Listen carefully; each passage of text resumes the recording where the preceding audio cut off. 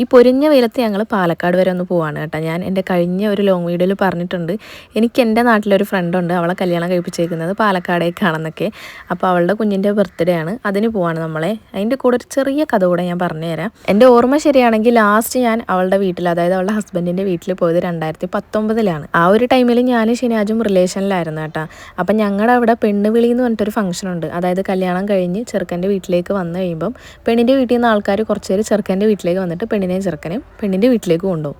അപ്പോൾ കാര്യങ്ങളൊക്കെ നിങ്ങൾക്ക് മനസ്സിലായെന്ന് വിചാരിക്കുന്നു. അപ്പോൾ ഇവളുടെ ഹസ്ബൻഡിൻ്റെ വീട്ടിൽ നിന്ന് പെണ്ണിൻ്റെ വീട്ടിലേക്ക് കല്യാണത്തിന് വന്നപ്പോൾ ഷിനാജ് എൻ്റെ നാട്ടിൽ വന്നിട്ടുണ്ടായിരുന്നു കേട്ടോ. അതേപോലെ തന്നെ ആലപ്പുഴയിൽ നിന്ന് പാലക്കാടേക്ക് ആൾക്കാർ വന്നപ്പോൾ ഞാനും ആ ബസ്സിൽ കയറി വന്നായിരുന്നു. ബസ്സിൽ കയറി എന്ന് പറയാൻ വേണ്ടിയിട്ട് രാവിലെ എൻ്റെ നാട്ടിൽ നിന്ന് ഇങ്ങോട്ട് പുറപ്പെട്ടിട്ടുണ്ടായിരുന്നു.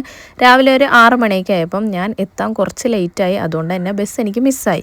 എന്നിട്ട് ഞാൻ ബസ്സിൻ്റെ പുറകെ കുറച്ചധികം കിലോമീറ്റർ പോയിട്ടാണ് ആ ബസ്സിൽ റിസ്ക് എടുത്ത് കയറിയത്.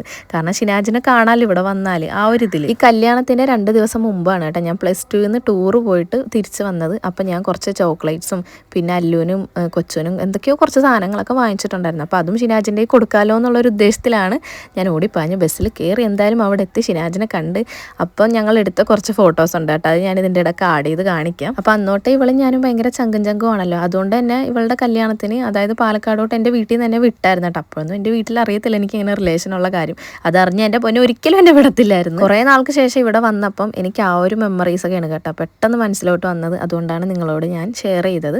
ഇവിടെ വന്ന് ഫുഡൊക്കെ കഴിച്ച് കേക്ക് കട്ട് ചെയ്ത് പായസമൊക്കെ കുടിച്ച് നല്ല അടിപൊളി ബിരിയാണി ആയിരുന്നു കേട്ടോ. അങ്ങനെ നമ്മളിതേ കവ വരെ പോകുവാണ്, അതായത് മലമ്പുഴയുടെ ബാക്ക് സൈഡില്ല അവിടെ. ഈ ഒരു ഏരിയയിലോട്ട് നമ്മൾ അങ്ങനെ വന്നിട്ടില്ല കേട്ടോ. കവ പോയിട്ടുണ്ടെങ്കിലും വേറൊരു സൈഡാണ് പോയത്. ഇവിടെ അടിപൊളിയാണ്, നല്ല ആംബിയൻസ് ആണ് കേട്ടോ. പിന്നെ ഈ ഒരു കട കണ്ടപ്പോൾ ഇവിടെ നിന്ന് ഉപ്പിലിട്ട കുറച്ച് സാധനം വാങ്ങിച്ചേട്ടാ. പക്ഷെ അവർ ഇട്ടിട്ട് 2 ദിവസം എന്തോ ആയുള്ളൂ തോന്നുന്നു. ഉപ്പും പുളിയും ഒന്നും പിടിച്ചിട്ടില്ലായിരുന്നു, വെറുതെ പച്ചമാങ്ങ കഴിക്കുന്ന ഒരു ഫീലായിരുന്നു. പിന്നെ ഈ ഒരു സ്ഥലത്ത് വന്ന് നമ്മൾ കുറേ നേരം ഇരുന്ന് കുറച്ച് ഫോട്ടോസും വീഡിയോസൊക്കെ എടുത്ത് നല്ല ചൂട് ചോളവും വാങ്ങിച്ച് കഴിച്ച് കുറേ നേരം അവിടെ ഇരുന്ന് വർത്താനം പറഞ്ഞിട്ട് കുറേ കഥകൾ ഞങ്ങൾക്ക് പറയാനുണ്ടായിരുന്നു. ഞാനും ഇവള് ഒരേ വർഷമാണ് കേട്ടോ ഞങ്ങളുടെ റിലേഷൻ തുടങ്ങിയത്. പക്ഷേ ഇവള് പെട്ടെന്ന് കല്യാണം കഴിച്ച്, ഞങ്ങൾ കുറച്ചധികം നാൾ പ്രേമിച്ച് നടന്നിട്ടാണ് കല്യാണം കഴിച്ചത്. അത് കുറേ നാൾ പ്രേമിച്ച് നടക്കാനുള്ള കൊതി കൊണ്ടൊന്നുമല്ല, എൻ്റെ വീട്ടിലും കുറച്ച് സീനൊക്കെ ആയിരുന്നല്ലോ. അപ്പോൾ അതൊക്കെ സെറ്റായി വരാൻ ടൈം എടുത്ത്. ഇവിടെ എത്ര ഇരുന്നാലും നമുക്ക് മടുക്കത്തില്ല കേട്ടോ. ഞങ്ങൾക്ക് പ്രത്യേകിച്ച് എത്ര നേരം വേണേലും ഞങ്ങൾ സംസാരിച്ച് എവിടെ വേണേലും ഇരിക്കും. കാരണം ഞങ്ങൾക്ക് അത്രക്കും പറഞ്ഞാൽ തീരാത്ത കഥകളാണ്.